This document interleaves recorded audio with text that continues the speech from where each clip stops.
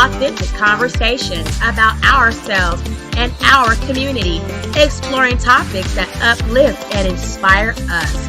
From personal growth to social change. So grab your teacup and get ready to join the conversation.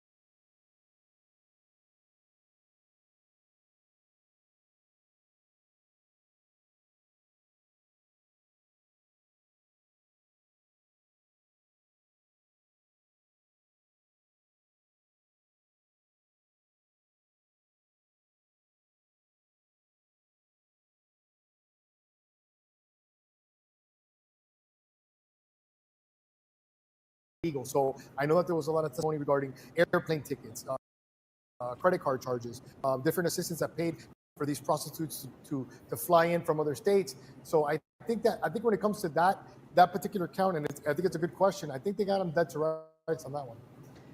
Yeah, and this is not to blame the defense, because I thought they did a really good job. They don't really have much of a I don't. I think they did I think they sucked dick when it came to Diddy's defense.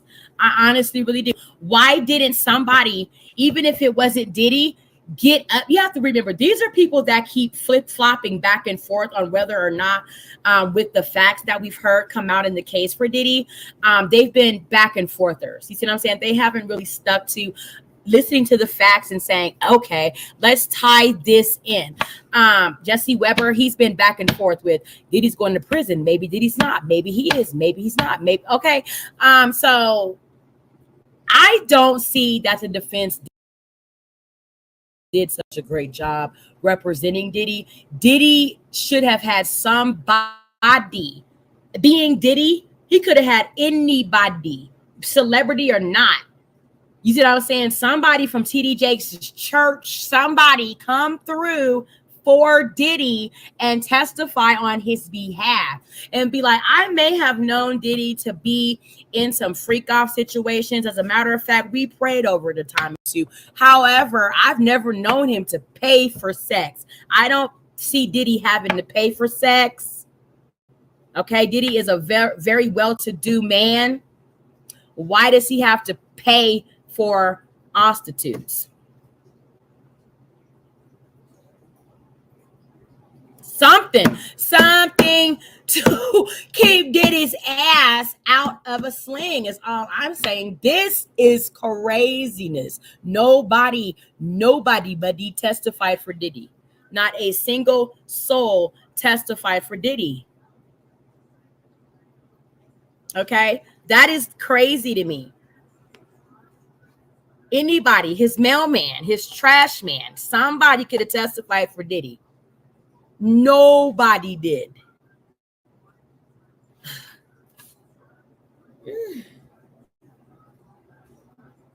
I don't know.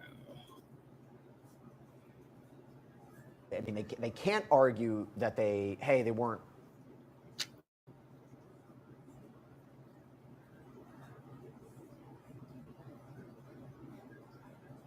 prostitutes. That was abandoned, okay? And no, let me rephrase. That was excluded during jury instructions. It only matters if men were transported and there was a completed commercial sex act. So they can't argue that. And the idea, well, how is he supposed to know?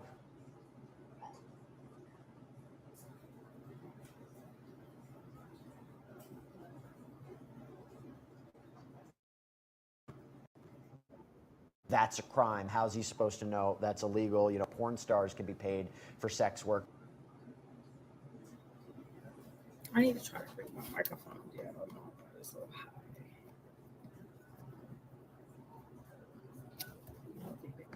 Feels a little bit of a stretch. Anyway, put that to the side because, again, you have the text messages, you have phone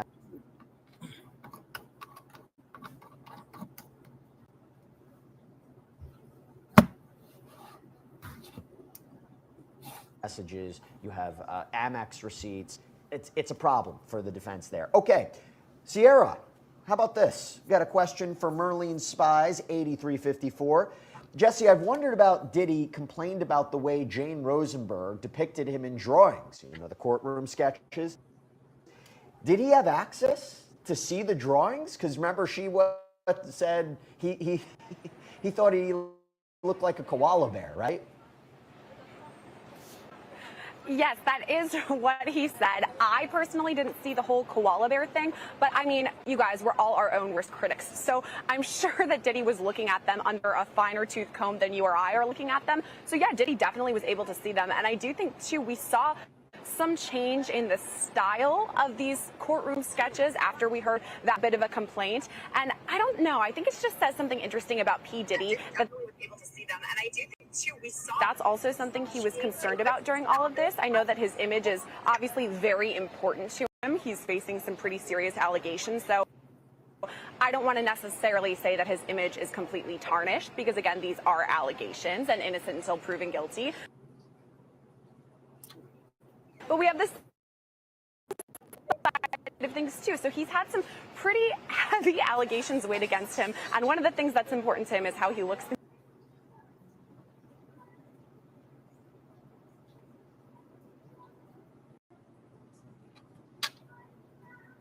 in these courtroom sketches. I think it's interesting, but hey, I go back and look at these live streams and say, oh, my hair looks terrible, or, you know, my outfit was terrible, or, you know, whatever. So I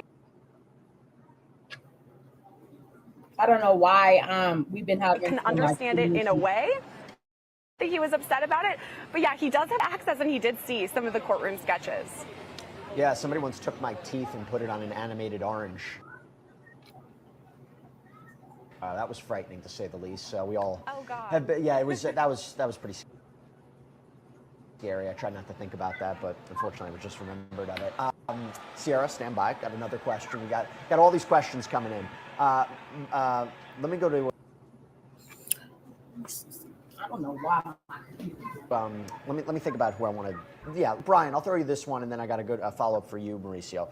Brian, we got this question from Antoinette Gregory from 7311. Jesse, you're fabulous, and we're going to miss you, Queen Lizzie. So kind. Everybody's been calling Elizabeth Milner Queen Elizabeth. I'll make sure to tell her that.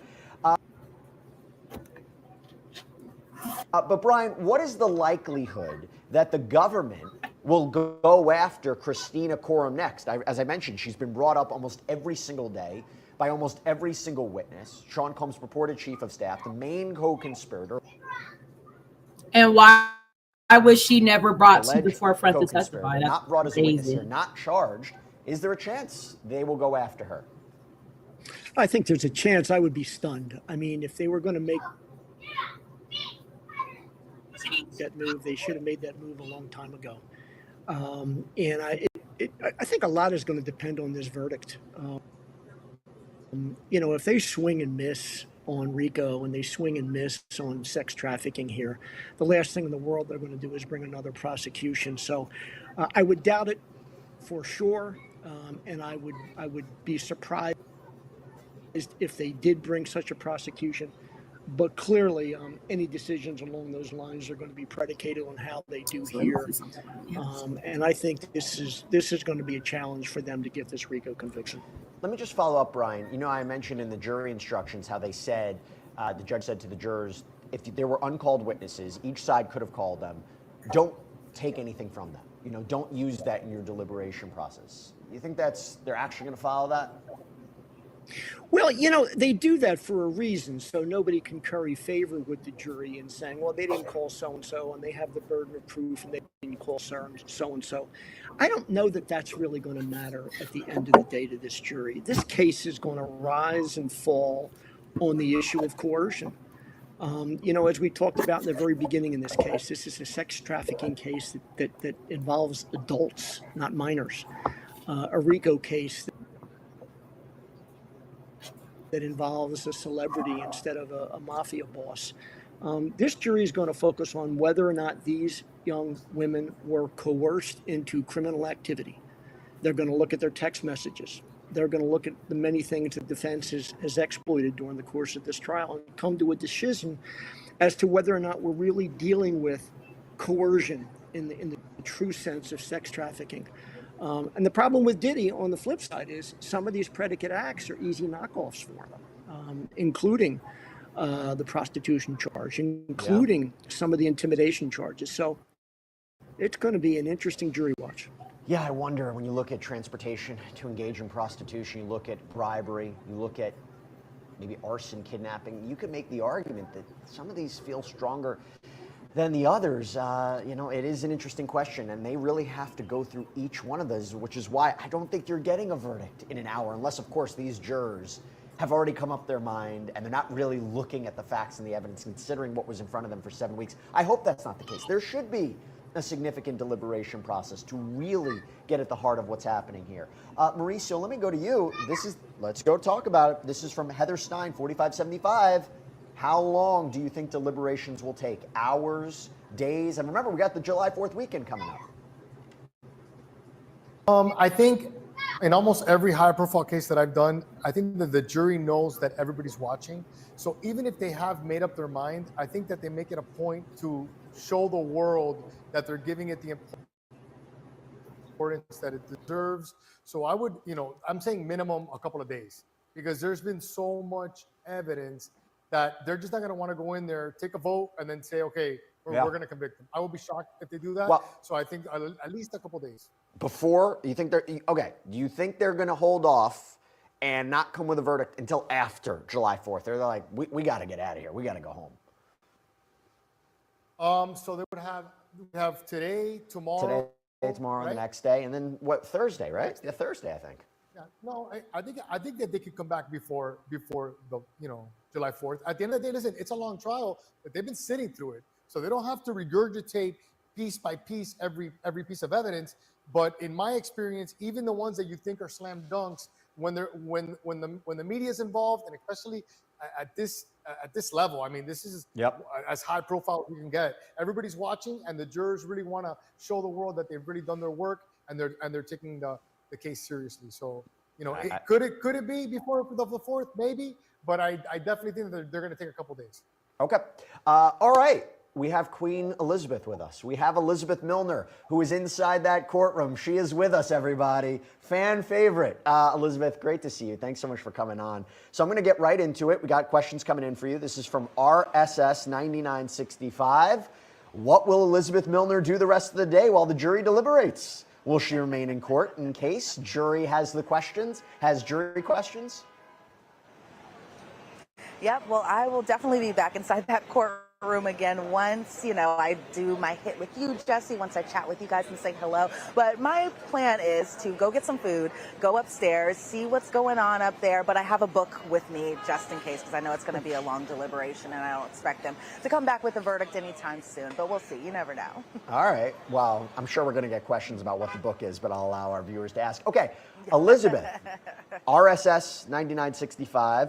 Has Elizabeth made any press court observer friends? If yes, can she bring them on as guests during our next break? Oh my God, I should go find them. I feel like they're all kind of scattered around here a little bit. Some of them are probably doing their own live hits. Some of them are probably still inside the courtroom right now, just kind of waiting to see what's about to happen. What we do know is that, and I'm pretty sure you probably already reported on this, Jesse, is that they've finally and officially selected a 4-person. So that's probably the biggest news that we've come out since the jury's gone back to that room to start their deliberations. But I'd love to bring on some of the friends. Like, we should bring in like all 21 of us and have just one big giant like live shot and conversation. But if I can find someone, I might bring them on. Who knows? Just stick around and stay tuned. If you try to get 21 people onto this live shot, our control room's going to have a heart attack. So I'm going to probably advise against. Yeah, they're going to have a heart attack. So I'm going to advise against that. Let me ask you this.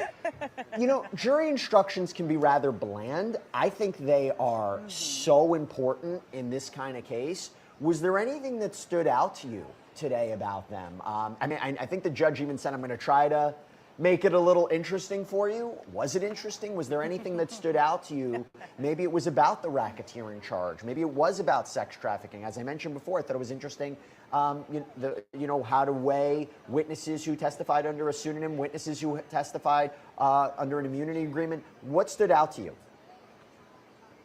Yeah, well, definitely the judge was like, oh, well, I'm going to try to make this interesting, but no offense to the judge at all. It wasn't as interesting as I think he probably wanted to make it for the jury, but he did do it in a pretty quick speed to the point where I was like, oh, this is it. And then they're done. Then they went back to deliberate. But I think some of the points that kind of stood out to me was, one, that these jurors have to be impartial. Two, I think another thing that stood out was just the indictment versus how important the indictment is to the actual jury deliberation, in that you shouldn't be taking the indictment as just the word and that's just the say so and that's how things go. I think also the jury, because we discussed earlier, Jesse, about whether or not will the jury have in their mind that the defense didn't put up any witnesses, that the defendant didn't testify in his own defense. But the judge, according to his instructions, said you can't take that into accountability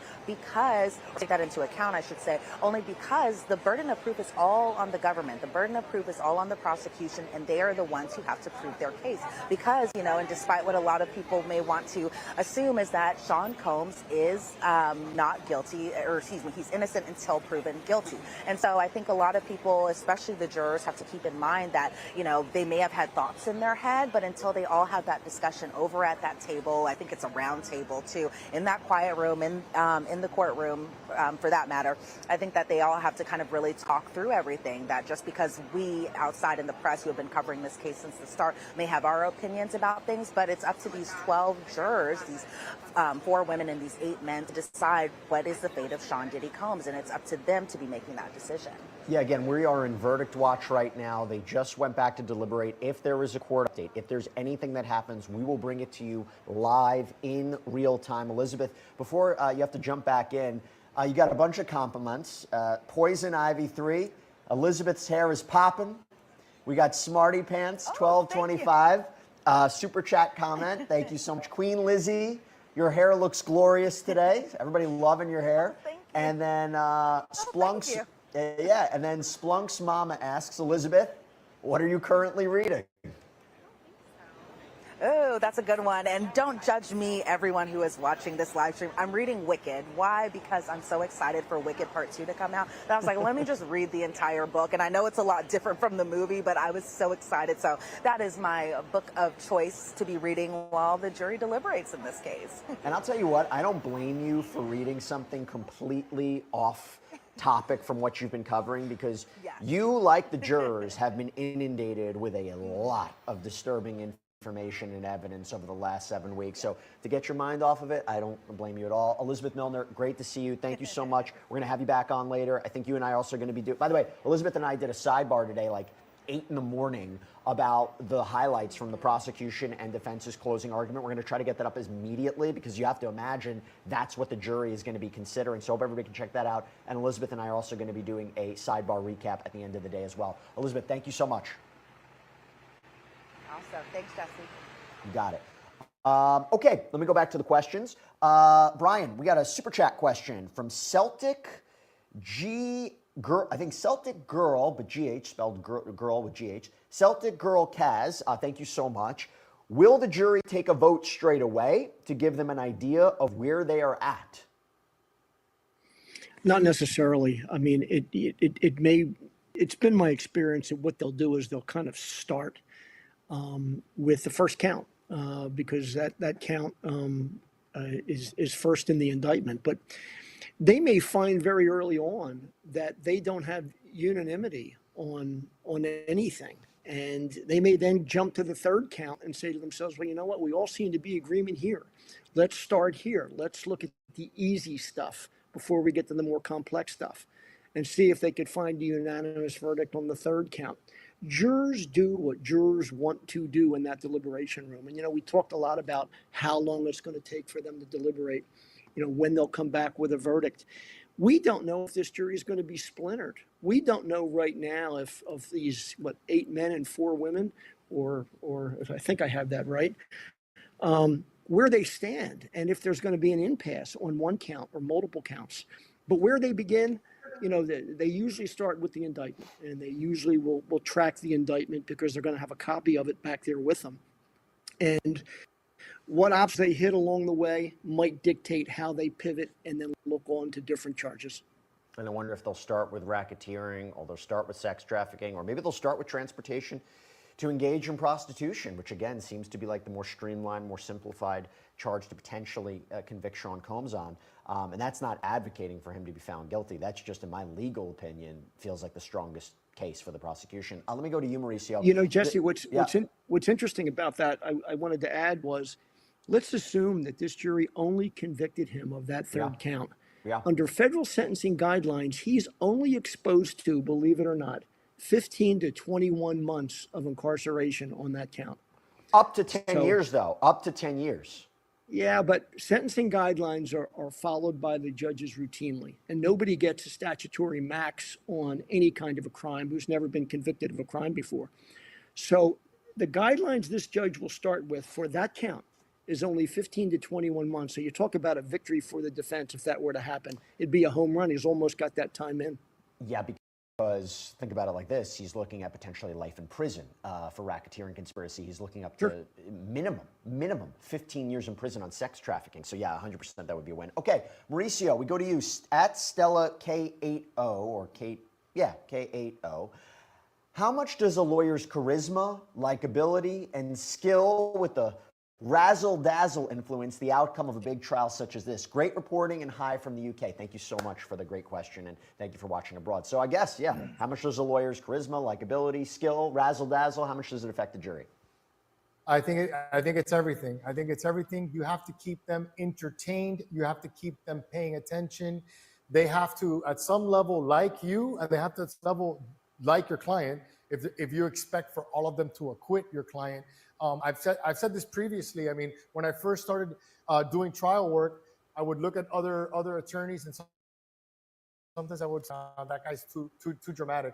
And after doing this for 23 years, I can tell you that you can never be too dramatic. You got to use props. You got to speak loud. You got to connect one-on-one with jurors, you know, eye contact. They have to really believe in you, and they have to believe in your client if you expect for them to acquit your client. So yeah, it really is everything. And in this particular case, they had some of the best in his defense.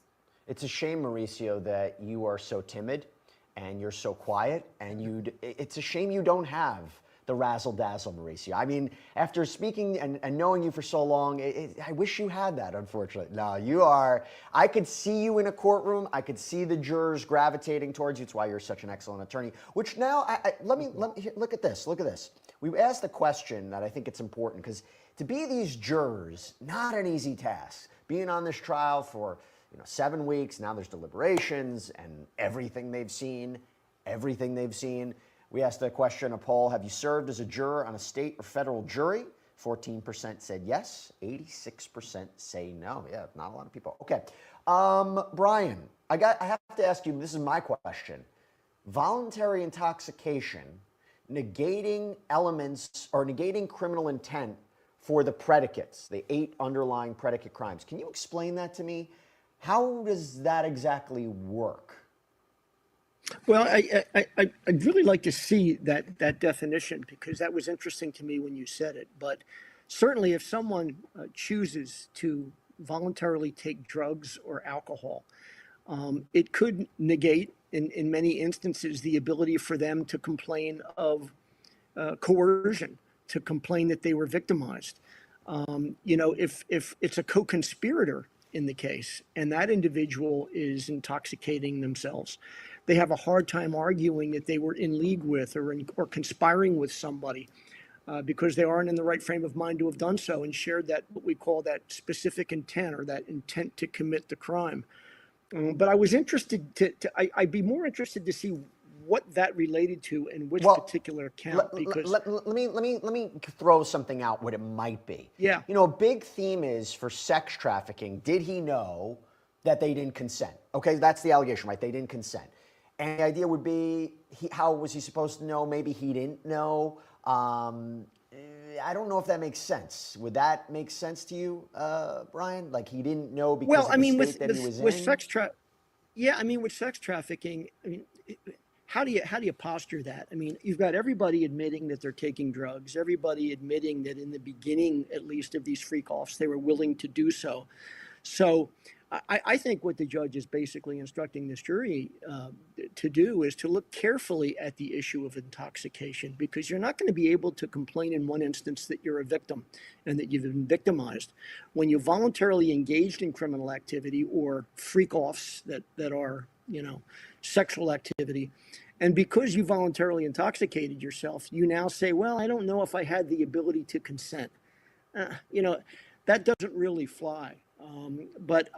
I think the best thing the defense has going for them is that each and every one of these women admitted under oath, which you never get in a racketeering conspiracy, that they voluntarily engaged in the activity to begin with, that they consented to it to begin with. And then ultimately they would testify that they got to a point where they didn't want to do it anymore, and they became coerced at that point. I think that's what the judge is striking at, and I think that's a problem for the prosecution for each of these witnesses. See, the other way of looking at it is it makes them more credible, right? If they were really going after Diddy, they would just say the worst stuff. We never consented to any of this. I mean, the way to say it is, and this is what the prosecution, in their closing argument, we're not saying every event was sex trafficking. We're not saying every event even meets the threshold of sex trafficking. They could consent to 1 time to 2 times, but it doesn't mean they consent overall. Now the defense, or consent to everything. Now the defense said, let me get this straight. So they consent to 75 freak-offs. On the 76, that jumps to sex trafficking. Is that a big jump? Again, it's a gray area. Mauricio, we got super chat questions coming in. This is from Myra2813. Myra2813, thank you so much. Do you think the government will try him again if there is a hung jury or a mistrial? Wow, that's a great question. Usually in my experience, when they get hung juries on high-profile cases, they immediately, alert everybody, including the press, that they intend to retry the case. I can't think of an exception in my career or in my memory of profile cases. But this one, if they get a hung jury, I think that they're going to have to really have discussions on, number one, do you want to incur the expense? At the end of the day, this has cost millions and millions of dollars for the government to pursue this case. And, legal experts, people that we have on our panel, people that know about the law, question the decision on whether or not this was, like Brad Cohen says, a state case on steroids, and it never belonged in federal court to start off with. So I think this is going to be one of those special cases where if they do get a hung jury, they're really going to have to sit down and think about whether they want to, put everybody through this again.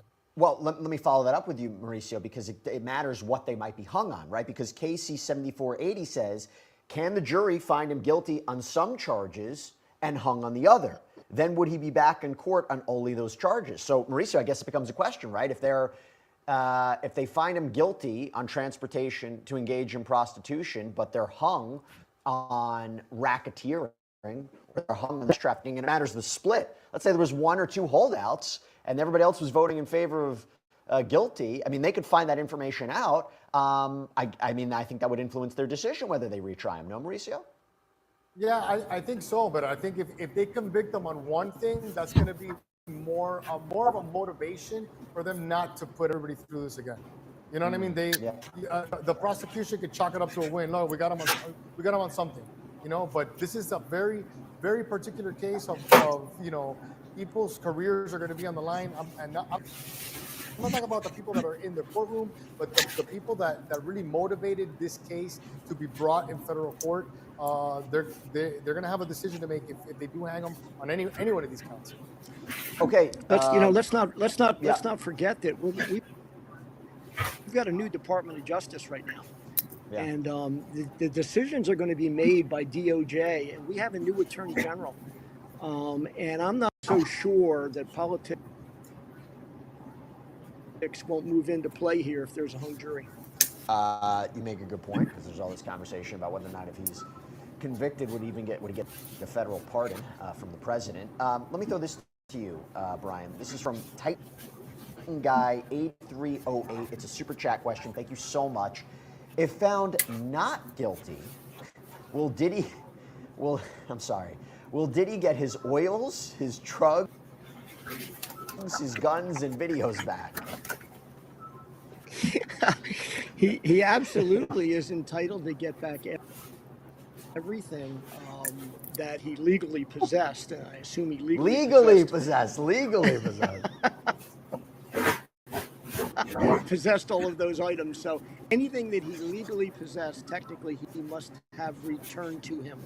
I'm not so sure he'll be suffering the embarrassment. Sippers, imagine being indicted on RICO charges for baby oil and all this crap, and then getting acquitted and going to the police station to pick up your 1,000 bottles of baby oil and Astroglide.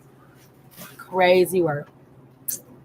Embarrassment of asking for it all back, but he just might. I don't know. I hope he doesn't need it anymore. Here's your carton of He baby will. oil. He will. Yeah. He's not going to stop the freak-offs.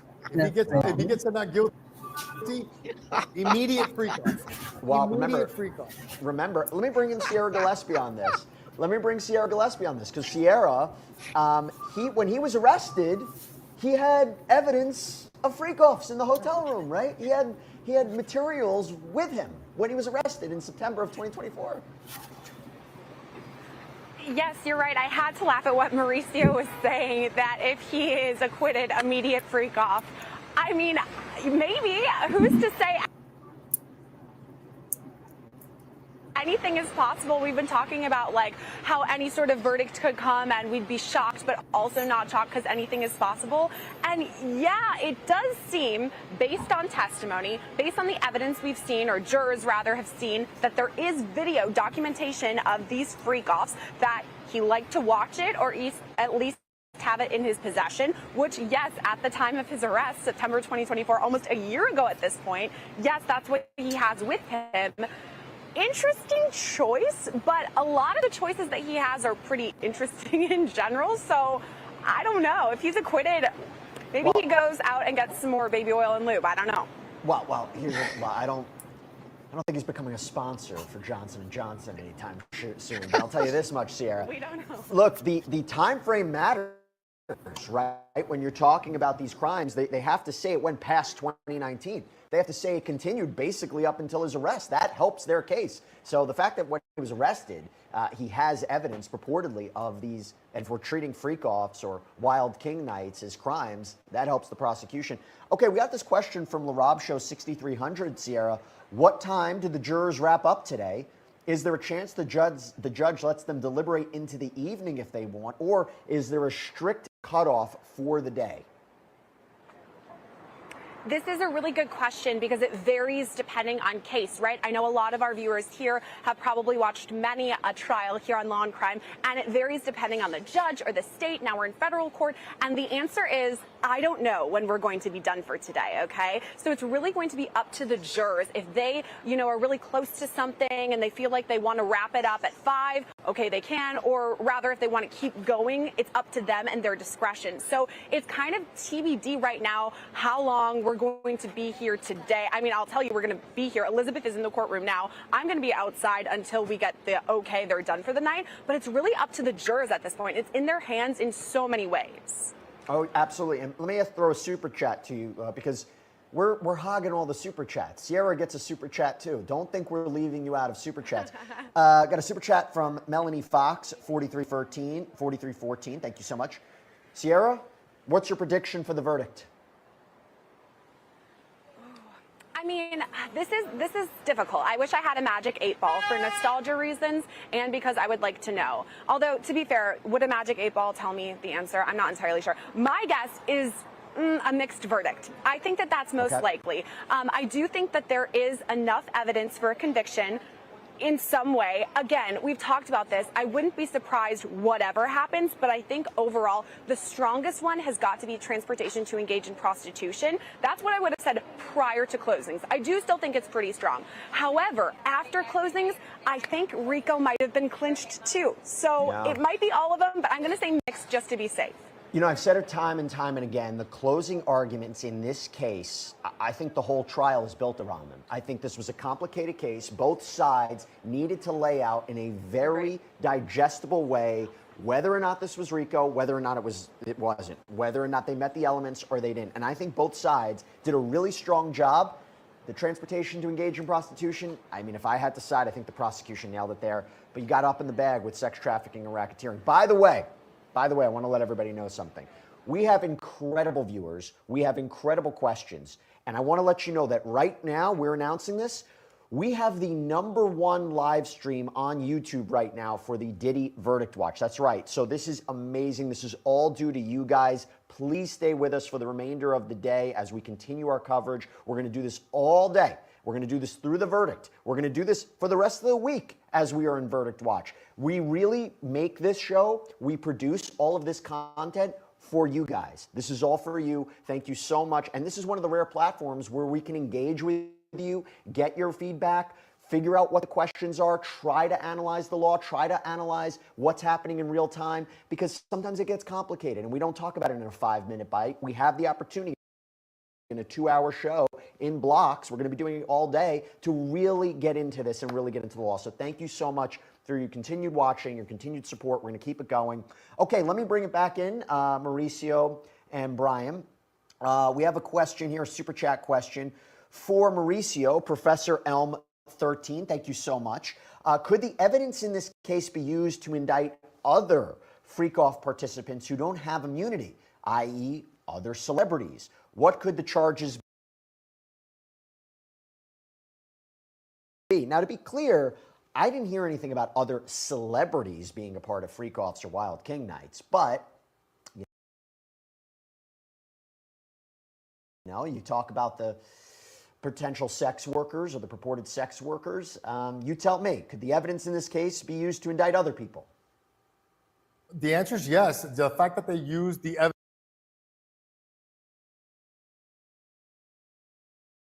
evidence in this case doesn't preclude them in the future from using that evidence to, to charge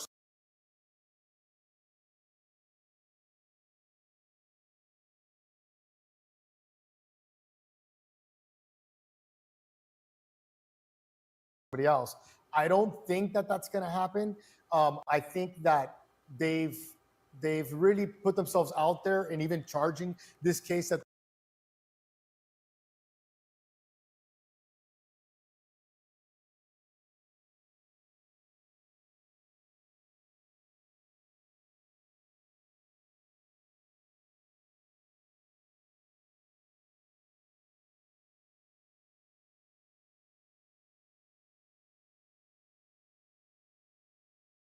and even charging this case that the way that they did. And I don't think that, whatever happens in this case, whether they convict them or not, I don't think that the prosecutor's office there in New York is going to want to continue with this. I don't see them charging, no matter who the celebrity is. I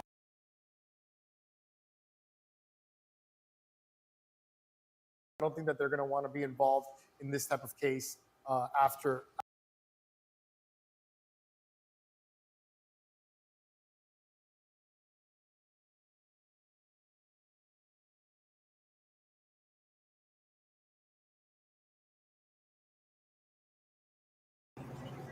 After this trial, so I don't see that happening. But legally, yeah, they can. The fact that you use evidence in a trial does not preclude the prosecution from using it in future cases against different people. Brian McMonagle, let's make something very clear. This is from Joshua White, 3661. Super chat question. Thank you so much. Excuse me. They said they could retry Diddy, y'all. About having a freak off, right? Correct. Well, if you use prostitutes, I guess. Well, you didn't say that. Yeah. I mean, having a freak off isn't illegal. You want to pay for a prostitute, prostitution's illegal. You want to transport prostitutes across state lines or people across state lines to have sex, that's illegal. So freak offs, you can have them every day, all day. It's just, you got to make sure that in putting it together, for those that have interest in it, you don't violate any state or federal laws in doing so. Yeah, if force, fraud, coercion was used, that's the issue. And Mauricio, it really is interesting because the prosecution, I think the strongest part they had in their closing argument was saying what I mentioned before. You might say all these episodes, a lot of these episodes were consensual. A lot of them don't meet the requirements of sex trafficking, but I'm going to give you specific examples from Cassie and Jane where it was sex trafficking. So where they talk about Cassie, the 2016 incident, right? The hotel tape. The idea that there was a freak off happening or she had left a freak off and it wasn't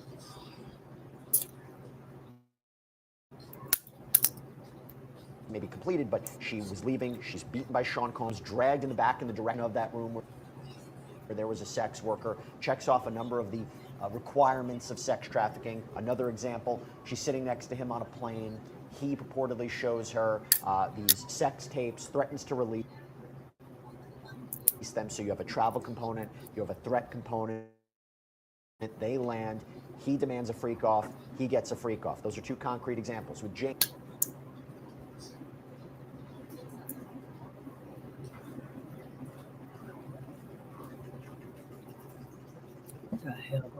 there's an example, aside from the allegations that she was forced to do this when she was sick or exhausted.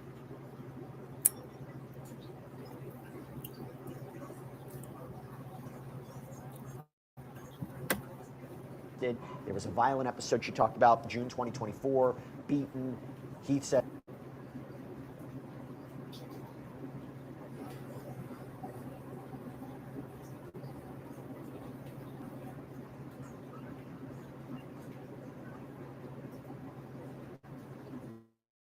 take this bleeping pill, you better go back out there.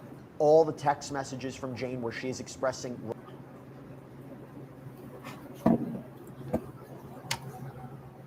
Y'all, I don't know what's going on with my computer or why it's moving like it's moving. Reluctance to. But I don't know if that's leaning more toward probable. Okay, well, I'll tell you what. Right now, what we're going to do is we're going to wait till we get an update in court as soon as Judge Arun Subramanian comes in and reads the note. We'll let you know in real time. Sierra's going to let us know in real time. Want to bring back in Mauricio Padilla. Want to bring back in Brian. Importance for the jury and this jury issue for it to get solved, which, by the way, we're going to stay on hopefully until we have some sort of resolution in all of this. So don't go away, you guys. We're going to take a quick break right now and then come back hopefully with some updates very soon. So stick with us.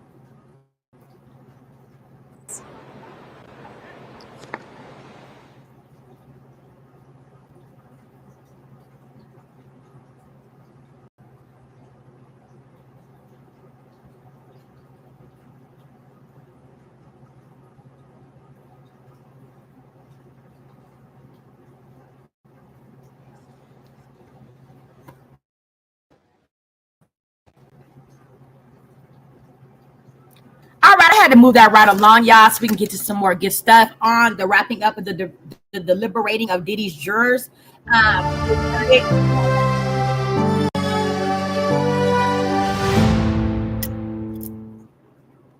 Good afternoon. I'm Anjanette Levy, and you're watching Law and Crime live on YouTube. And it's official. We are in verdict watch in the racketeering, conspiracy, and sex trafficking trial of Sean Diddy Combs. The jury has been deliberating now for over 4 hours. It's about 4 hours and 25 minutes.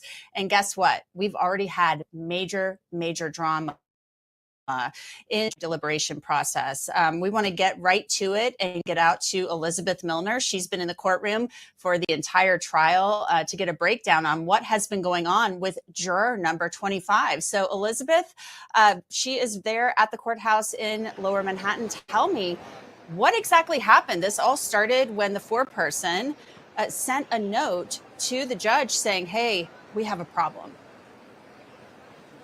Well, this happened around 1:30 Eastern time, I should say, where the judge did read aloud this particular note, and it was in part from the foreperson, which we know to be juror number 5. But in terms of juror number 5's concern, I guess it was a concern that all of them had, where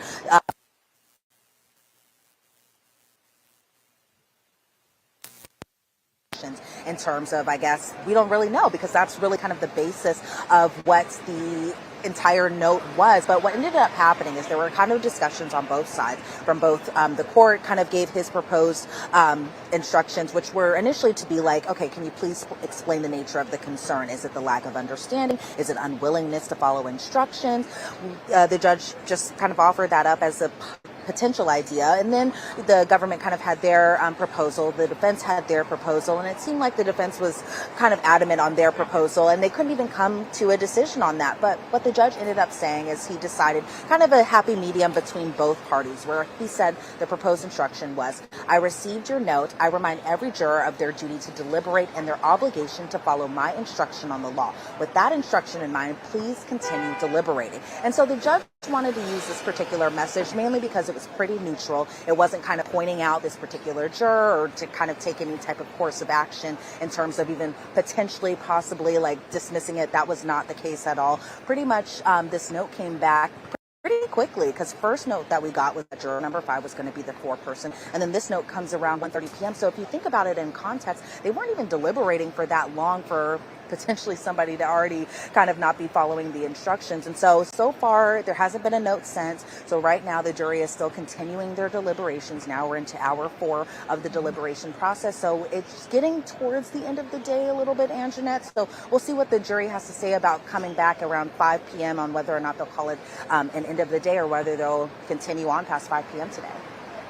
It'll be interesting to see what happens, Elizabeth, when it comes to around that time, around 5 o'clock, which we're getting closer to that time. What was your reaction? You know, as somebody who's been sitting in the courtroom the entire trial, you've been watching the judge, the jury, you've been watching both sides present this case. I mean, were you surprised when this note came out? Because you've been watching all of these people the entire time. So you're right. This is pretty early for somebody to send out a note saying, hey, we're having an issue, Judge. So what was your kind of reaction, and what was the general feel in the courtroom when this happened?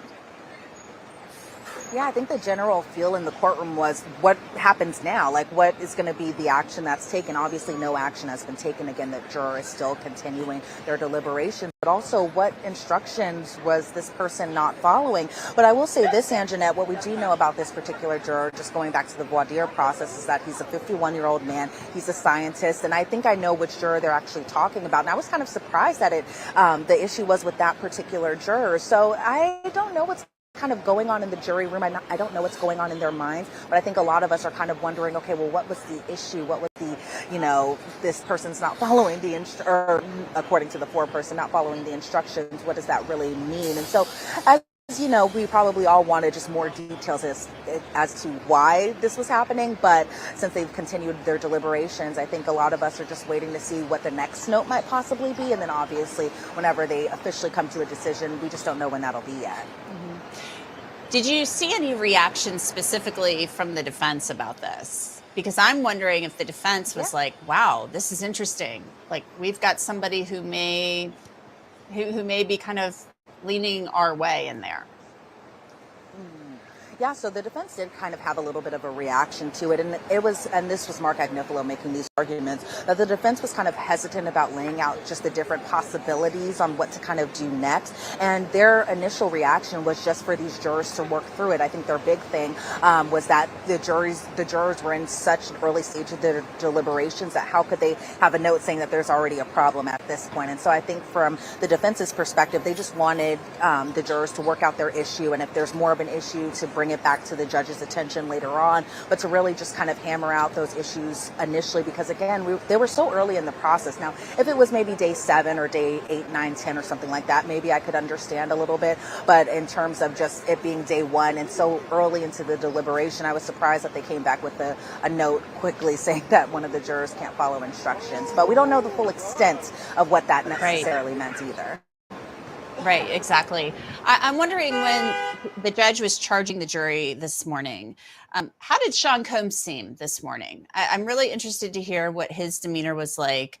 I know he walks into the courtroom usually and he seems really happy greeting his team. We've talked about the heart hands and all of that stuff. So what was his, what was the vibe that he was giving off this morning?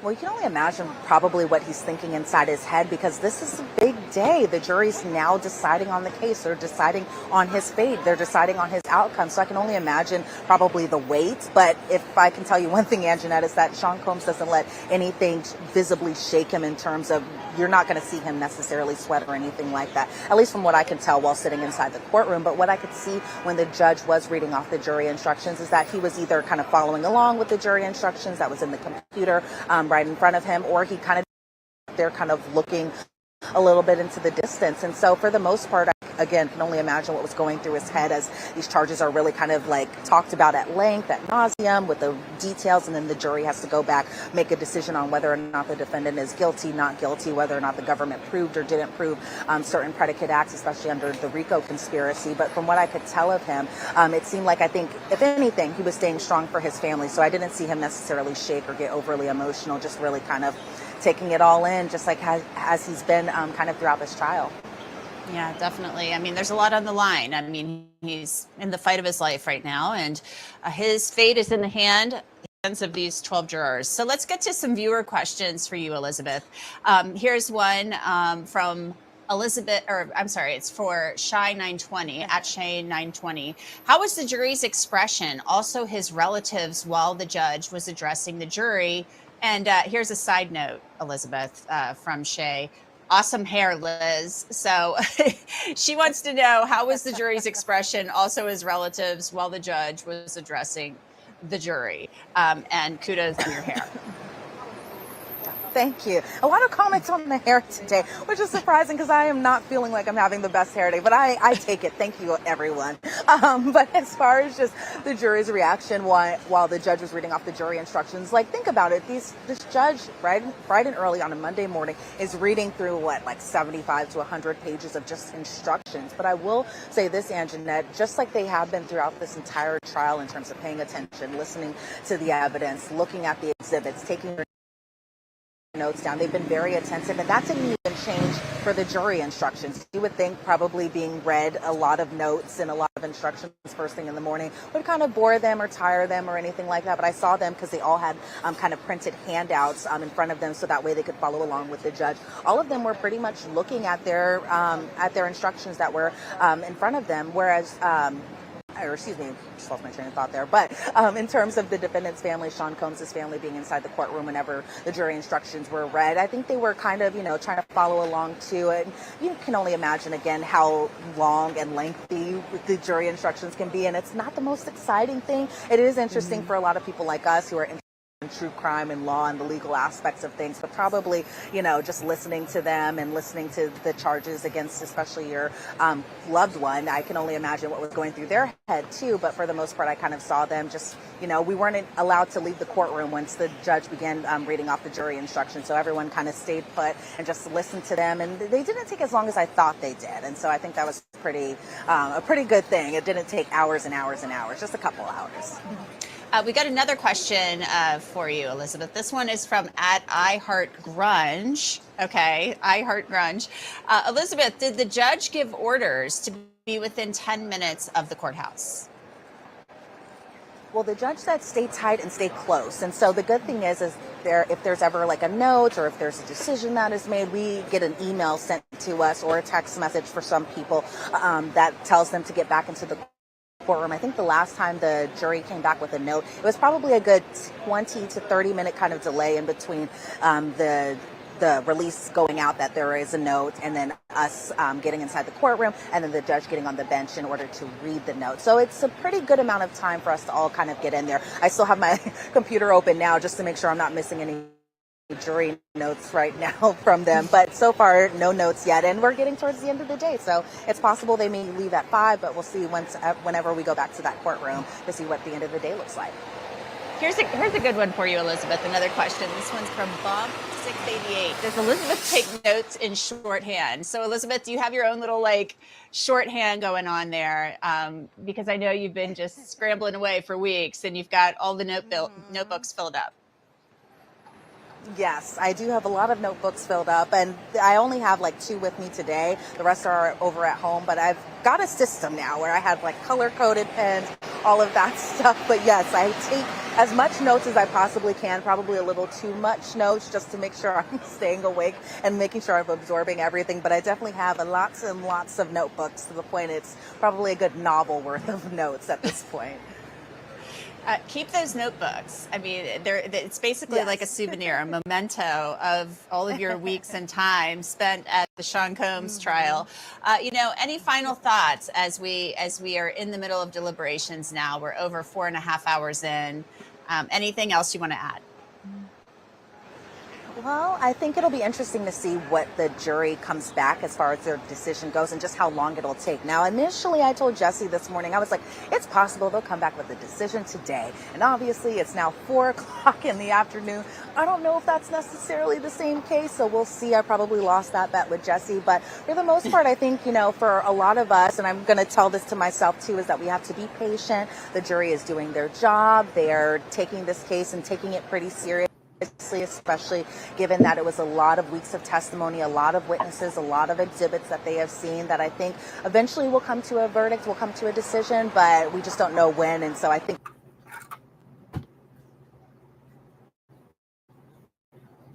patience is key for this. Definitely patience is key. Yeah, patience is key. And I always say waiting for a verdict is kind of like you're in the waiting room waiting for a baby to be born. It could happen at any time. You don't really know what's going on in there. Something's happening, but you're just waiting for word. So that's kind of how it is. It could happen at any time. We could have a verdict at any moment, or it could be tomorrow or the next day. We just don't know. But Elizabeth Milner, we're going to let you go. Thank you for your great reporting. We'll let you get back into the courthouse to cover this trial and cover the rest of the deliberations. Come back out and join us if you hear anything breaking. Thanks so much. So we're going to stop it right there, sippers. We're going to do our best to try to come for 4 hours at least every day on Tea Talks, okay? What are the topics of teas? We're going to at least do our damnedest to get 4 hours in.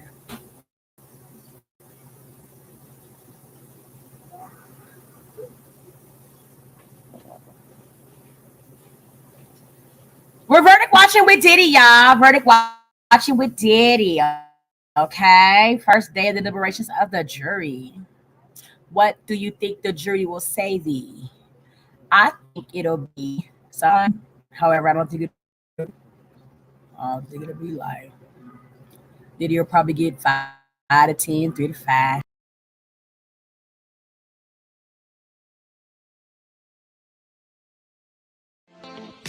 Thanks for watching. Remember to show your support by liking, subscribing, and sharing.